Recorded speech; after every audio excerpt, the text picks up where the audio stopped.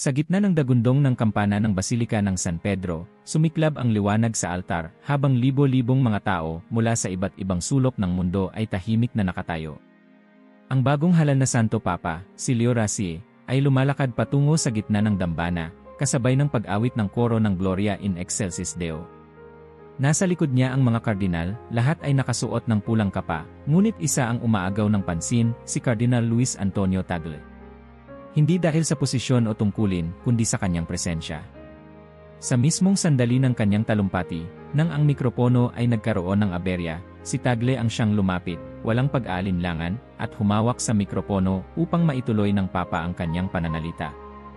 Isang simpleng kilos. Ngunit sa puso ng madla at ng mundo, iyon ay naging simbolo. Sa mga lansangan ng Maynila, nagsigawan ang mga tao sa galak. Sa São Paulo, napuno ang mga simbahan ng pagdiriwang. Isang bagong simula. Isang simbahan na muling nakahanap ng mukha na maaari nilang pagkatiwalaan. Tagle, bulong ng isang madre sa harapan ng basilika, ay isang buhay na dasal. Ngunit hindi lahat ay nasiyahan. Sa loob ng Curia Romana, sa lilim ng mga marmol na haligi, nagtagpo ang tatlong matataas na opisyal ng simbahan. Napansin mo ba kung paanong tinignan siya ng mga tao? Tanong ni Cardinal Bianchietti, malamig ang tono. Hindi natin kailangang ulitin ang kwento ng karismatikong paghahari, sagot ni Cardinal Verona, nakapikit, tila nagsusugal ng opinyon. Hindi siya naghahangad ng trono, sambit ni Grassi, ang mas batang kardinal. Hindi lahat ng liwanag ay banta. Minsan, ito'y paalala. Ngunit tahimik lamang si Leo Racie. Hindi pa siya nagsasalita, ngunit sa kanyang mga mata, nagniningning ang pag-ingat. Sa araw ring iyon, habang pinipirmahan ng mga opisyal ang mga dokumento ng pasinaya, napansin ng isang sekretaryo ang kakaibang pagkatigil ni Papa Leo sa isang pahina. Nakatitig siya sa pangalan ni Tagle. Kinagabihan, habang ang lungsod ng Roma ay nalulunod sa ilaw ng mga kandila at papuri, pumasok si Papa Leo sa kanyang kapilya mag-isa. Wala siyang sinabing dasal. Umupo lang siya sa likod, tinitingnan ang krusipyo. Sa kanyang isipan, bumabalik ang sandaling hawakan ni Tagle ang mikropono. Walang ambisyon. Walang salita. Tanging suporta. Bakit ako nabalisa? Tanong niya sa sarili. Ngunit ang tanong ay nanatiling saglit lamang, pinunasan ng katahimikan ang sagot. Samantala, sa isang maliit na kapilya sa Tondo, Maynila, may batang lalaki, 8 taong gulang, na hawak-hawak ang larawan ni Tagle, habang nagdarasal. Panginoon, bulong niya, salamat po sa pagbibigay sa amin ng isang banal na ama. Sa araw na iyon, milyon-milyong panalangin ang umahon sa kalangitan. Ngunit sa Vatican, may bumababa namang agam-agam. Hindi pa natatapos ang araw ng koronasyon, ngunit may mga aninong gumagalaw sa pagitan ng mga pintuang kahoy at marmol. At habang lumilipas ang gabi, dumarami ang mga sulyap, ang mga bulungan, at ang mga lihim na tanong. Paano kung ang liwanag ay masyadong maliwanag para sa isang papa? Sa mga pasilyo ng apostolikong palasyo, habang ang mundo ay abala pa sa mga balita ng pag-upo ni Leo Racie sa trono ni Pedro, tahimik namang nagsisimula ang isang ikalawang liturhiya, isa ng pag-aalinlangan. Umagang-umaga pa lamang ay may mga liham na isinusumite sa mesa ng papa. Hindi bukas na reklamo. Hindi rin direktang mga akusasyon. Ngunit malinaw ang diwa. Masidhing pagtanggap ng masa sa isang obispo ay maaaring mauwi sa maling pananampalataya, sabi ng isang sulat, may pirma ng isang arsobispo sa Europa. Maging maingat sa mga imaheng humahadlang sa imahe ni Kristo, sabi pa ng isa, mula sa isang grupong kardinal sa Hilagang Italia. Ang pangalan ni Luis Antonio Tagle ay hindi palaging binabanggit, ngunit naroon siya sa pagitan ng mga linya, sa pagitan ng mga salita. Sa isang pulong ng Curia makalipas ang ilang araw, si Cardinal Bianchietti ay nagsalita sa harap ng Santo Papa habang nakaupo sila sa loob ng Sala del Consistoro. Ang katahimikan, kanyang kabanalan, anya, ay minsang nagiging pahintulot. Ang katahimikan natin ay maaaring maunawaan bilang pagsang-ayon sa mga labis na paghanga na ibinubuhos sa isang taong, bagaman tapat, ay hindi dapat sentro ng atensyon ng simbahan. Ang Papa ay hindi sumagot agad. Nakatingin lamang siya sa bintana, kung saan ang liwanag ng araw ay dumaraan sa makukulay na bintanang may salamin. Hindi natin pinipili ang sinong mamahalin ng taong bayan, tugon niya sa huli. Ngunit pinipili natin kung paano natin ito sasagutin. Sa mga sumunod na araw, si Papa Leo ay naging mas tahimik. Sa kanyang mga pagbisita sa mga opisina ng Vatican, napapansin ng mga obispo ang kanyang kakaibang pag-ingat. Sa gabi, madalas siyang bumisita sa kanyang silid-dalanginan ng mag-isa. Binubuklat niya ang mga sulat ng mga kardinal, pinapakinggan ang mga tagapayo, ngunit hindi nagsasabi ng direksyon. Sa isang lihim na pulong kasama si Cardinal Grassi, isang malapit niyang tagapayo, nagtapat ang Papa. Alam mo bang may mga umiiwas nang banggitin ang kanyang pangalan sa mga pagpupulong? Si Tagle, tanong ni Grassi. Tumango ang Papa. Hindi siya humihingi ng pansin.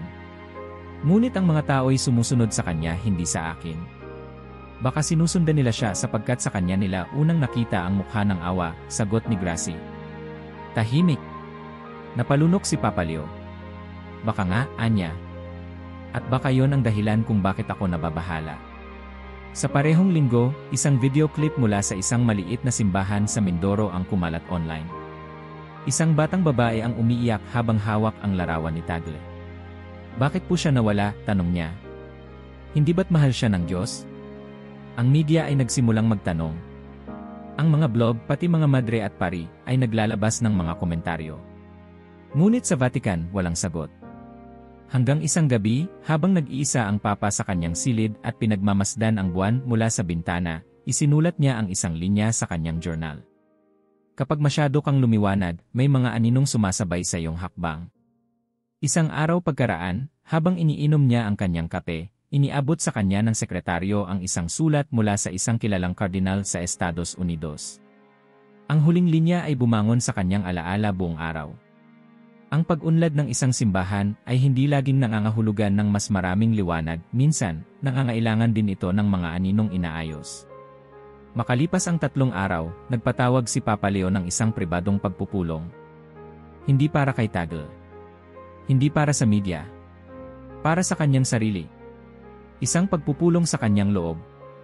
Doon niya unang binalangkas ang ideya, kung may kailangang lumayo, baka hindi ang Papa.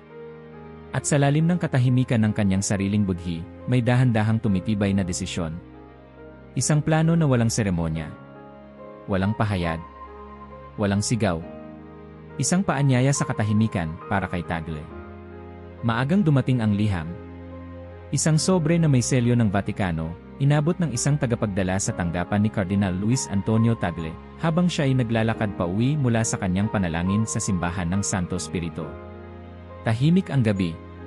May bahagyang ulap sa Roma at ang mga ilaw sa kalye ay naglalaro sa kanyang isip na pagod ngunit payapa. Nang buksan niya ang sobre, mabagal ang kanyang mga daliri, hindi dahil sa kaba, kundi dahil sa respeto. Binasa niya ang unang linya. Minamahal kong kapatid sa pananampalataya.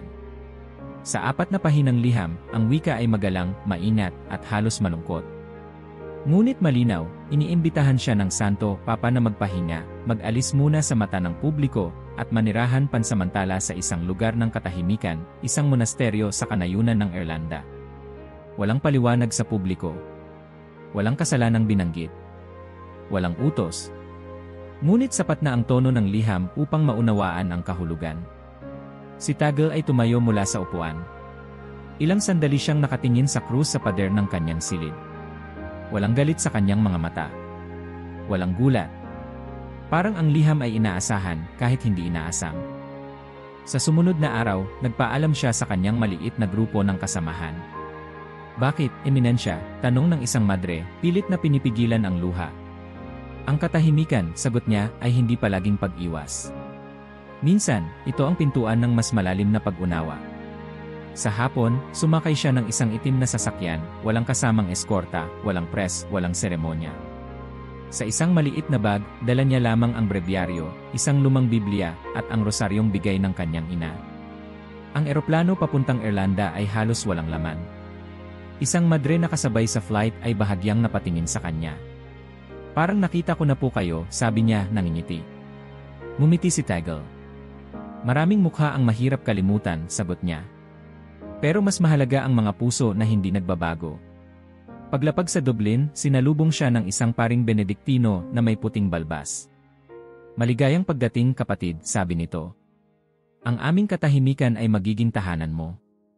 Sa loob ng monasteryo ng Clonmacnoise, hindi uso ang relo, cellphone, o radyo. Tanging tunog ng kampana at huni ng mga ibon sa kabukiran ang kasama ni Tagle. Sa mga unang araw, siya'y nagtanim ng gulay, naglinis ng mga bangkong kahoy, at tumulong sa pagsasaayos ng aklatan. Wala siyang sinabing dahilan kung bakit siya naroon. At wala ring nagtanong. Sa gabi, isinusulat niya sa kanyang journal. Kapag tinanggalan ka ng tinig, ang kaluluwa mo ang kailangang marinig. Narito ako hindi para magtago. Narito ako para tumahimik sa harap ng Diyos. Samantala, sa Roma, isang linggo ang lumipas nang may makapansin na wala ang pangalan ni Tagle sa opisyal na schedule ng Vatican. Walang misa. Walang panayam. Walang opisyal na tungkulin. Sa newsroom ng isang pahayagan sa Espanya, isang batang mamamahayag ang unang nagtawag pansin na saan si Tagle. Mula roon, nagsimulang sumibol ang mga tanong. Sa social media, lumalaganap ang hash na saan si Tagle, at sa mga parokya sa Pilipinas, may mga misa at vigil na inialay para sa kanya. Sa loob ng Vatican, pinanatili ang katahimikan. Walang pahayag. Walang paliwanag. Isang kardinal ang tahimik na nagtanong sa isang pagpupulong, hindi ba't ang simbahan ay tinatawag na ina? Bakit ngayon, tila tinatanggal nito ang isang anak na mahal ng marami? Walang sumagot. Sa monasteryo, isang gabi, habang humahampas ang ulan sa bubong, si Tagle ay nagdarasal sa maliit na kapilya. Panginoon, anya, kung ito ang iyong daan, ilakad mo ako kahit nakapikit. Wala pa ring paliwanag. Wala pa ring balita. Ngunit sa puso ng milyon-milyong nananalangin, ang kanyang katahimikan ay mas malakas kaysa sermon. Nasaan si Tagle? Sa mga lansangan ng Quiapo, sa ilalim ng araw na walang awa, ang tanong ay sinisigaw ng daan-daang labi. Mula sa matatandang babae na bitbit ang mga larawan ng kardinal hanggang sa mga batang nagsusuot ng puting damit bilang tanda ng panata, lahat ay naghahanap, umaasa, nagtatanong. Sa paligid ng simbahan ng San Sebastian, mga kandila ang nagdudugtong sa mga hakbang ng mga tao. Tila bawat liwanag ay panalangin, at bawat panalangin ay sigaw. Hindi siya basta nawala, bulong ng isang lalaking nakayuko sa harap ng altar. May nagtago sa kanya. Sa social media, sumabog ang mga tanong. Sa YouTube, may video ng humilya niya 1 taon na ang nakalilipas, kung saan sinabi ni Tagle, kung dumating ang panahon na hindi niyo ako marinig, makinig pa rin kayo sa Diyos. Dahil siya ang dahilan kung bakit tayo nagkakakilala. Pinasasariwa ng video ang kirot. Parang paalam. Parang hula. Sa mga simbahan ng São Paulo, Buenos Aires, at Sevilla, nagsimula ring sumiklab ang mga dasal. Sa ilang pagkakataon, hindi misa ang dahilan ng pagtitipon, kundi isang tahimik na sama-samang pag-upo, paghawak ng kamay, at pagkakaisa. Isang binatilyong pari sa Argentina ang nagbigay ng homilya. Hindi natin sinasamba ang isang tao. Ngunit kung ang taong iyon ay naging salamin ng awa ng Diyos, may karapatan tayong magtanong kung bakit ang salamin ay itinago. Sa Vatican, isang staff ng Opus Dei ang nagulat na tinanggap nila ang mahigit 50 liham sa isang linggo. Lahat may isang tanong, nasaan si Tagle? Sa loob ng Domus Sanctae Marcae, kung saan pansamantalang nakatira si Papa Leo XIII, ang kanyang kalendaryo ay punang mga pulong, panayam, at mga bisita. Ngunit sa bawat pagharap niya, ramdam ang bigat sa kanyang mga mata. Sa isang private meeting kasama si Cardinal Grassi, tahimik ang kwarto. Wala nang formalidad. Hindi ba't may karapatan silang malaman? Tanong ni Grassi. Hindi pa panahon, sagot ni Leo, sabay lagok ng malamig na kape. At kung wala ng panahon na natitira? Kung ang pananampalataya ng ilan ay kasalukuyang nasusubok sa ating katahimikan. Masusubok din ang pananampalataya ko, mahinang tugon ng Papa. Bilang ama, hindi ko maaaring hayaang ang simbahan ay mahati dahil sa pagmamahal na hindi ko nakokontrol. Sa labas ng Vatican, dumami ang press na nagbabantay sa mga anunsyo. Isang Italian journalist ang sumubok pumasok sa Santa Maria in Trastevere upang hanapin si Tagle, ngunit natagpuan lamang niya ang isang paring nagsabing, wala na siya rito. Matagal nang wala. Isang gabi, isang batang Pilipina sa Roma, na anak ng mga bae, ay nagsulat ng liham sa Santo Papa. Hindi ko po siya kilala ng personal, pero sa bawat salita niya, para po akong anak niyang nakikinig. Kung hindi po siya nagkasala, bakit po siya nawala? Ang liham ay iniabot sa kamay ni Papa Leo ng isang madre. Binasa niya ito habang nag-iisa sa kanyang opisina. Sa bawat salita, bumigat ang kanyang dibdib. Ngunit sa huli, isinara niya ang sobre, inilagay sa isang drawer, at nagsindi ng kandila. Sa mga chapel sa Ireland, ang mga monghe ay nananatiling tahimik at si Tagle ay isa sa kanila. Nagtatanim siya ng repolyo, nagpapakain ng manok at sa gabi ay lumuluhod sa harap ng banal na sakramento. Hindi niya alam ang lawak ng pag-aalala sa labas. Hindi niya alam ang mga tanong, ang galit, ang pag-ibig. Isang araw, isang matandang monghe ang lumapit sa kanya habang siya ay nagwawalis sa labas ng kapilya. Ang tahimik mo, kapatid, sabi nito. Dahil baka ang Diyos ay nagsasalita, pero masyadong marahan para marinig ko kung maingay ako, sagot ni Tagle. Hindi siya nagtatanong kung kailan siya babalik. Hindi siya nagreklamo. Ngunit tuwing gabi, bago siya matulog, pinakikinggan niya ang ihip ng hangin, para bang nagbabakasakaling dala nito ang sagot. Sa isang misa sa Maynila, biglang pinatugtog ang huling bahagi ng isang recording ng homilya niya. Kung sakaling hindi niyo ako makita sa mga altar, tingnan niyo ang mga sugatan sa lansangan. Naroon ang mukha ni Kristo. At doon niyo rin ako matatagpuan. Ang buong simbahan ay napuno ng hikbi. Sa mga bulletin board ng mga paaralan sa Quezon City, Davao, at Cebu, may mga bata at guro na gumuguhit ng larawan ni Tagle, ipinapaskil ang mga tula, panalangin, at mga tanong. Sa isang sulok ng Vatican Press Office, ang isang staff ay nagtanong sa sarili habang nakatingin sa monitor. Hanggang kailan natin kaya itong panatilihing tahimik? Ngunit wala pang tugon. Sa isang lihim na pagpupulong, ilang kardinal ang nagsimulang magtaas ng kilay.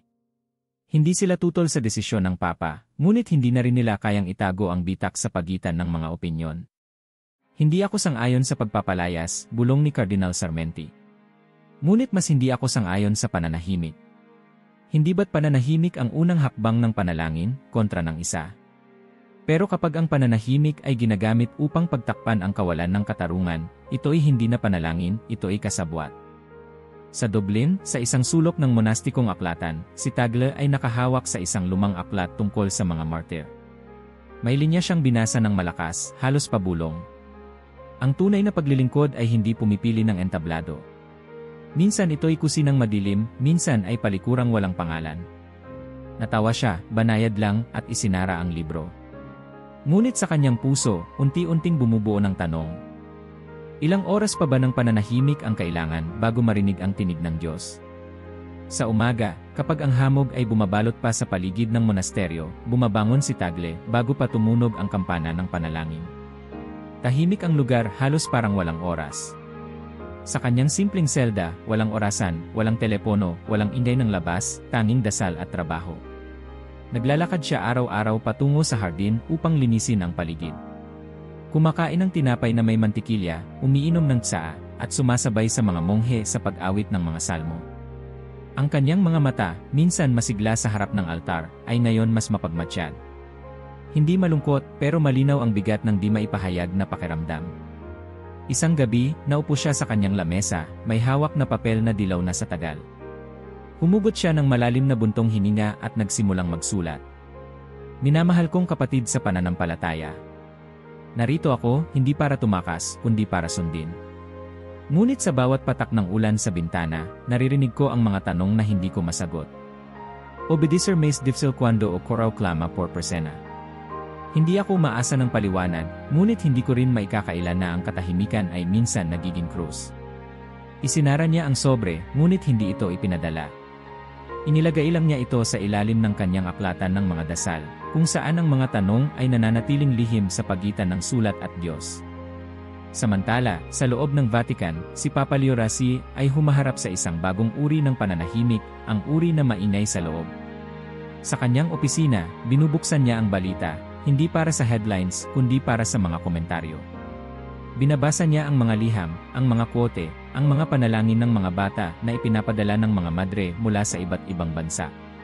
Isang batang mula sa Zamboanga ang sumulat, kung mahal po ng Diyos si Cardinal Tagle, bakit po siya malayo? Ilang beses binasa ng Papa ang tanong bago niya ito itinupi at isinilid sa loob ng Biblia sa aklat ni Jeremias.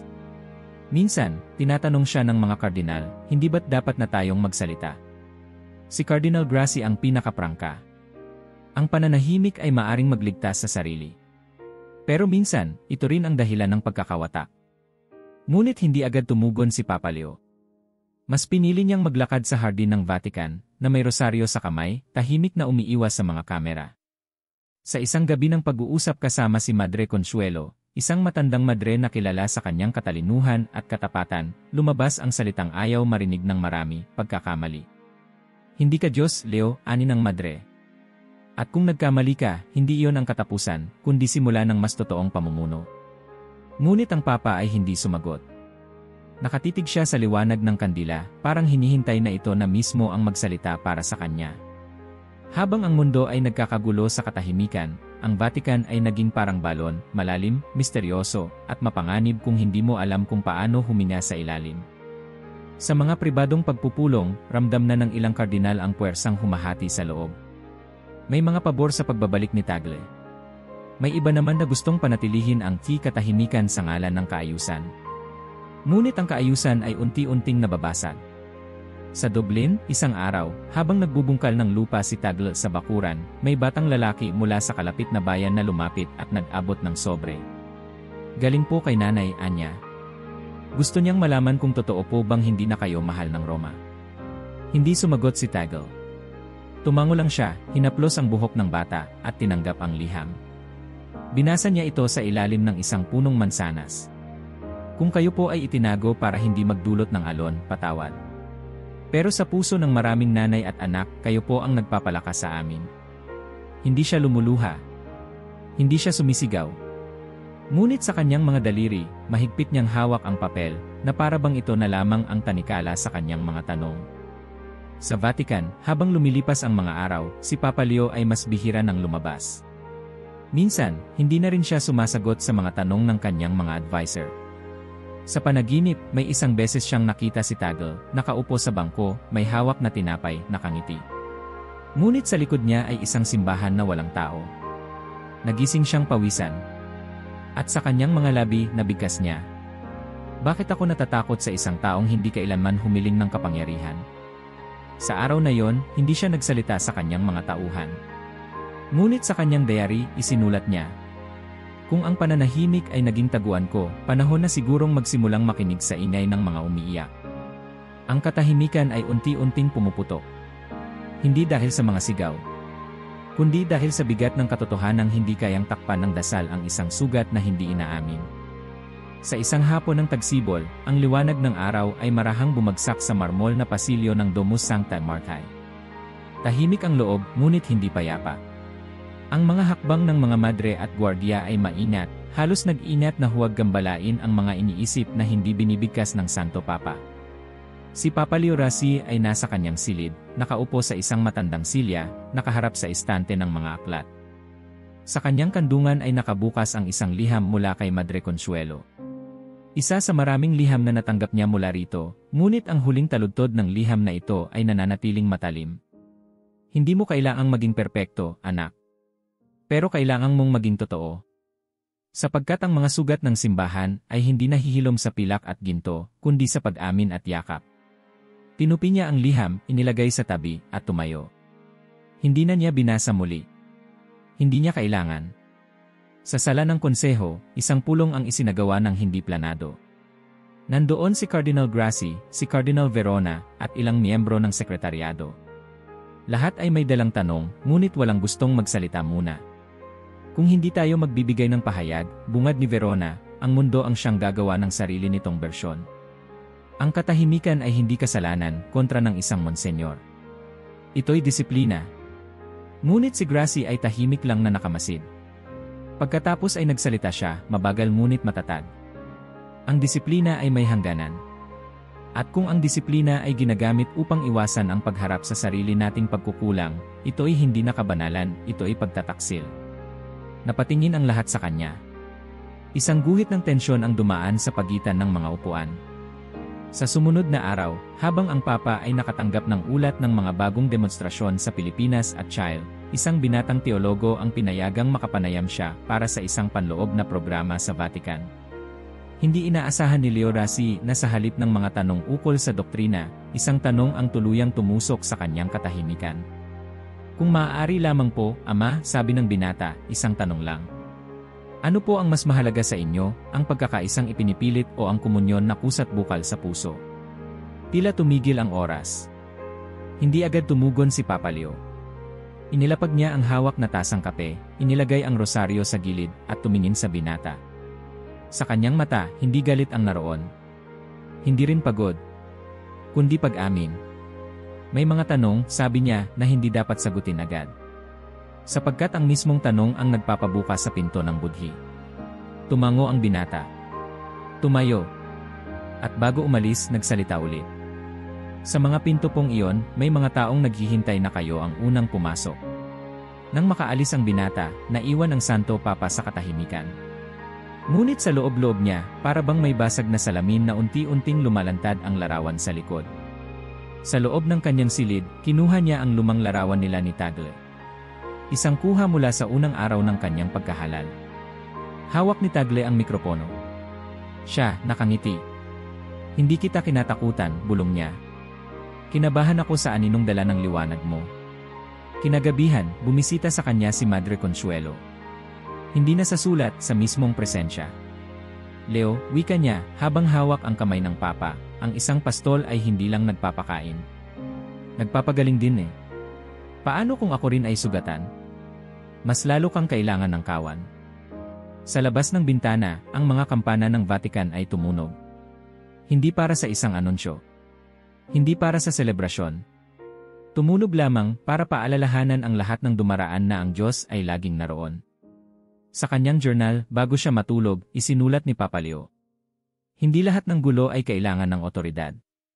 Minsan, kailangan lang nito ng paglapit. Ng pag-upo. Ng pakikinig. At sa wakas, isang malamig na hangin ang dumaan sa silid. Para bang may pahiwatig. Ang kanyang mga kamay ay muling bumalot sa rosaryo. Ngunit sa pagkakataong ito, ang bawat butil ay tila may bigat. Bigat ng panahong lumipas. Bigat ng tanong. At bigat ng sagot na malapit ng sabihin. Mainit ang araw sa Roma, ngunit ang loob ng Basilika ng São Pedro ay malamig, hindi dahil sa hangin kundi sa atmosfera ng tensyon na bumabalot sa bawat upuan. Libo-libong katao ang nagsiksikan, tahimik na naghihintay. Ang mga mukha, karamihan ay pamilyar, madre, pari, laiko, pamilya, kabataan. Ngunit ang tingin ng lahat ay isa ang direksyon, ang altar. Sa gitna ng dambana, nakatayo ang trono ng Santo Papa, ngunit walang nakaupo roon. Ang oras ng misa ay nagsimula na. Ang koro ay nag-awit ng Kikeri Eleison, na tila may bigat ang bawat salita, Panginoon, maawa ka. Sa labas ng basilika, isang dagat ng mga tao ang hindi na nakapasok. May mga may dalang larawan ni Tagle. May mga tahimik lang na nakaluhod sa kalsada. Sa mga lansangan ng Maynila, Nairobi, Buenos Aires at Dublin, naka-live broadcast ang misa. Biglang bumukas ang pintuan ng sacristy. Lumabas si Papa Leo Rossi. Mabagal ang lakad, hindi dahil sa pagod, kundi dahil sa bigat ng desisyong bubuksan niya. Nakasuot siya ng puting kasuotang liturhikal, walang korona, walang baston. Wala sa anyo ng hari. Nasa anyo ng tao. Umakyat siya sa pulpito. Tumigil ang oras. Tumingin siya sa madla, walang ngiti, walang galit. Tanging katapatan. Mga minamahal kong kapatid, panimula niya, ang boses ay mababa ngunit matatag. Sa araw na ito, hindi ako magsasalita bilang pinuno ng simbahan. Magsasalita ako bilang isang taong nagkamali. Walang kumilos. Wala ring umubo. Isang katahimikan ang bumalot na tila ang simbahan mismo ay huminto sa paghina. Ang mga buwan na lumipas, sabi niya, ay naging mga araw ng panalangin, ng pag-iisa, ng paglalaban sa loob ng aking puso. At ngayon, narito ako hindi upang ipaliwanag, kundi upang humingi ng tawad. Nakita ng lahat ang bahagyang panginginig ng kanyang kamay habang hawak ang pulpito. Pinili kong alisin sa paningin ng mundo ang isang taong minahal ng marami. Hindi dahil sa galit. Hindi dahil sa inggit. Ngunit dahil sa takot. Bumaba ang boses niya. Ngunit sa bawat salita, ang buong mundo ay nakikinig. Takot na mawala ang pagkakaisa. Takot na ang pag-ibig ng tao sa isang kapatid ay maging dahilan ng pagkakahati. Ngunit mali ako. Sapagkat hindi lahat ng liwanag ay kailangang takpan. At hindi lahat ng pagmamahal ay kailangang ikahon. Sa hanay ng mga obispo, may ilang pumikit na lamang. Isa ay tahimik na lumuluha.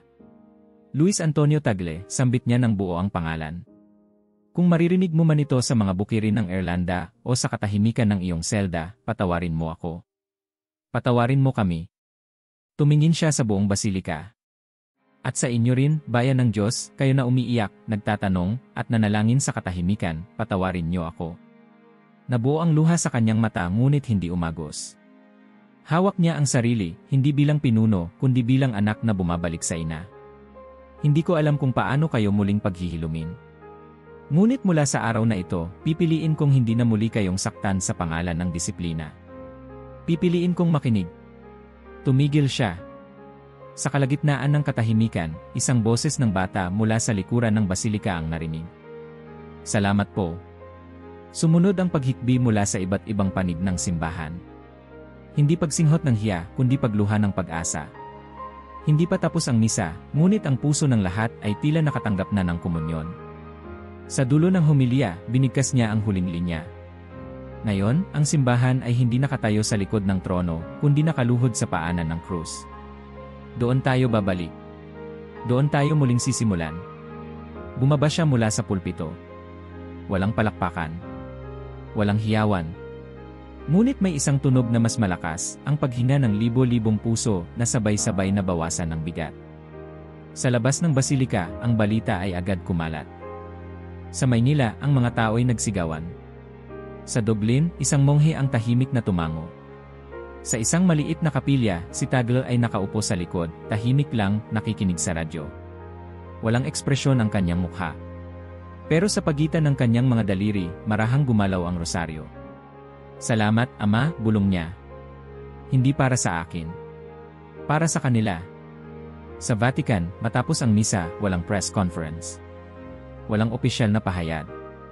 Ngunit sa mga mata ng mga tao, ang buong simbahan ay nagsimulang gumalaw, hindi para ipagtanggol ang sarili, kundi upang harapin ang sugat nito.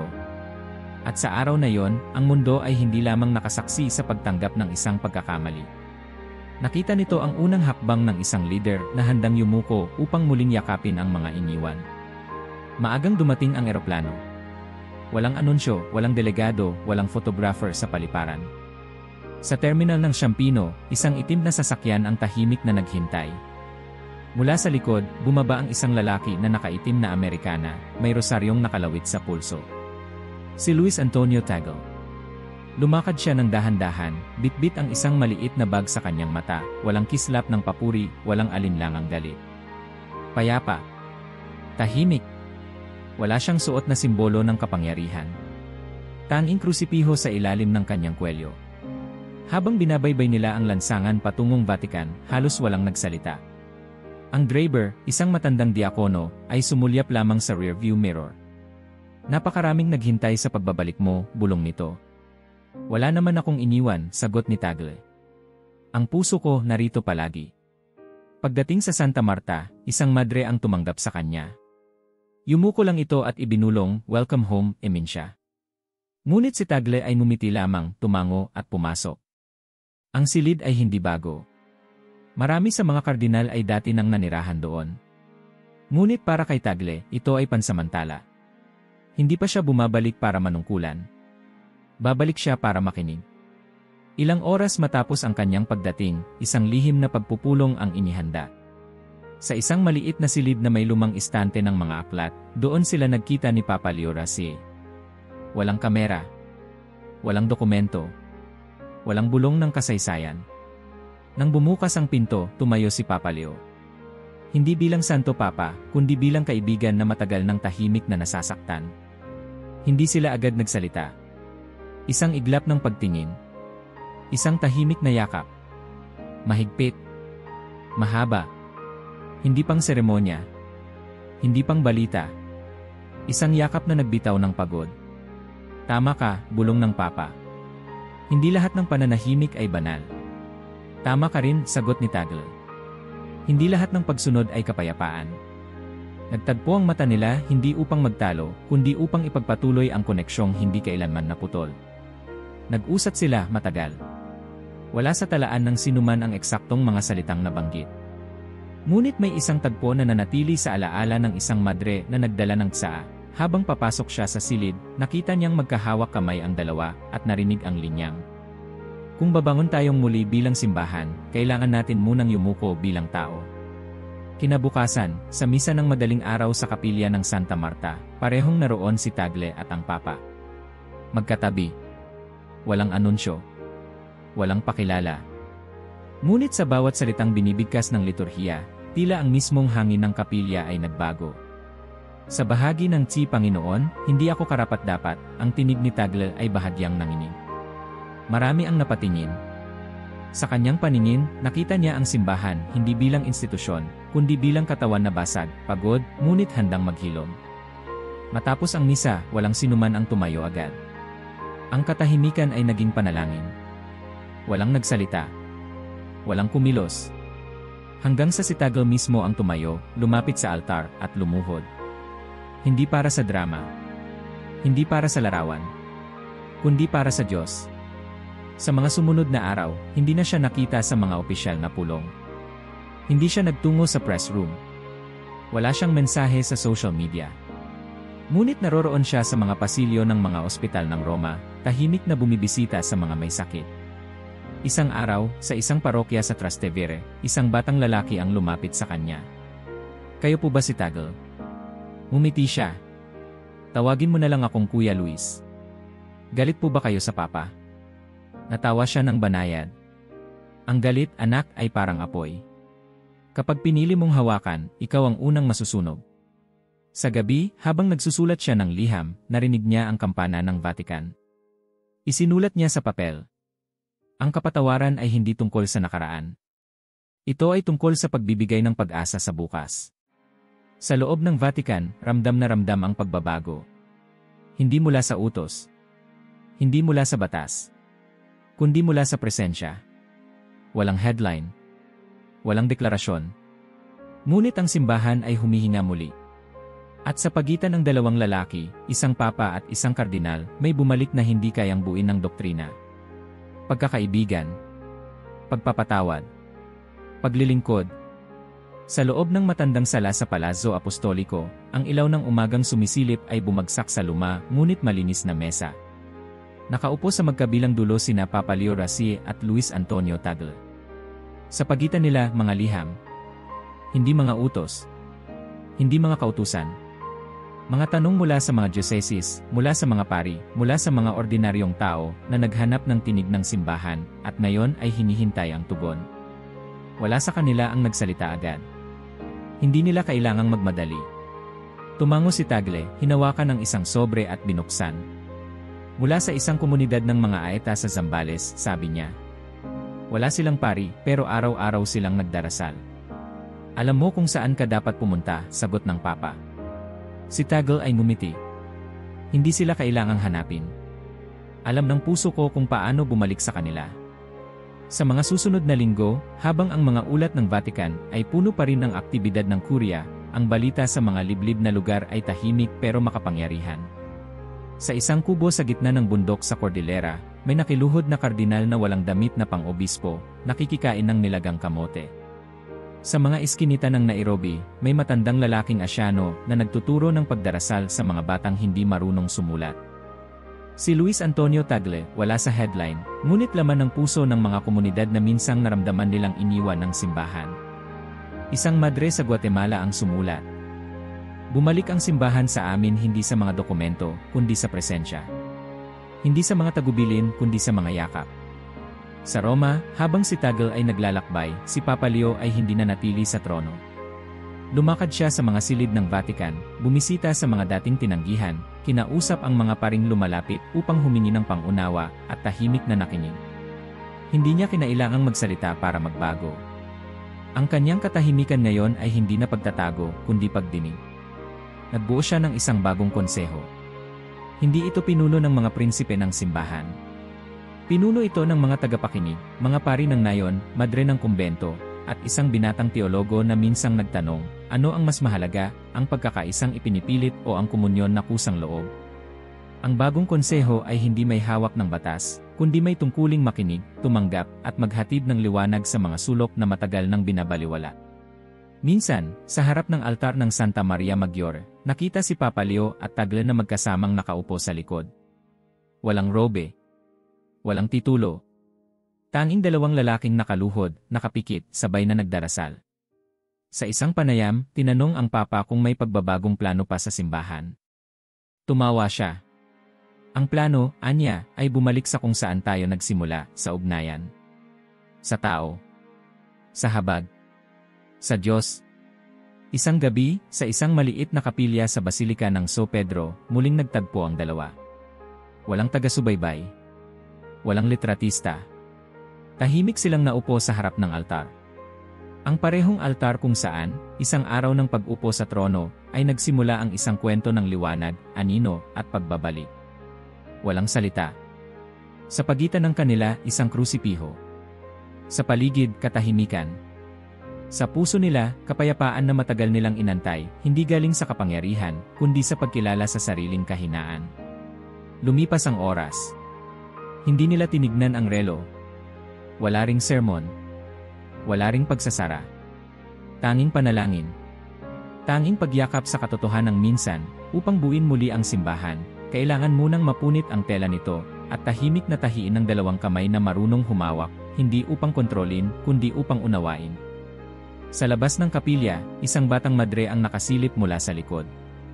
Wala siyang naintindihan sa nangyayari, ngunit naramdaman niyang saksi siya sa isang mahalagang bagay. Pag-alis niya, isinulat niya sa kanyang diary.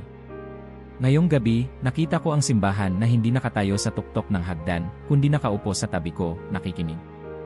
At sa huling iglap ng gabi, habang ang kandila ay unti-unting nauupos, nanatiling magkatabi si Leo at Tagle. Dalawang tao. Isang pananampalataya. Isang simbahan na muling nagsisimula sa katahimikan, sa pagkilala, at sa pag-asang hindi kailanman nawala. I like ang video at mag-subscribe sa channel kung nagustuhan mo.